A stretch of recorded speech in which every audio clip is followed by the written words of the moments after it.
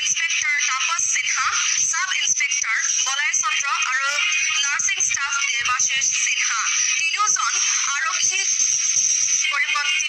বুলি জানিব পৰা গৈছে আৰু কৰিমগঞ্জত চলি থকা শাৰীৰিক পৰীক্ষাত সতৰ্কৰত আছিল। তিনিওগৰাকীৰ সন্তান শাৰীৰিক পৰীক্ষাত অনুতীৰ্ণ হোৱা স্বত্তেও উত্তীৰ্ণ কৰাই দিছিল। চিচিটিভি কেমেৰাৰ ফুটেজ পৰীক্ষা কৰি আটক কৰা হৈছে তিনিওজন আৰক্ষীক। আৰক্ষীৰ জালত আৰক্ষী পৰিছে এবাৰ।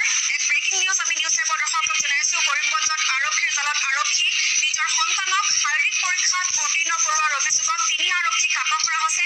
আটক হৈছে inspector Tapas Sinha, sub inspector বলাই চন্দ্ৰ আৰু নাৰ্ছিং ষ্টাফ দেৱাশিষ সিনহা।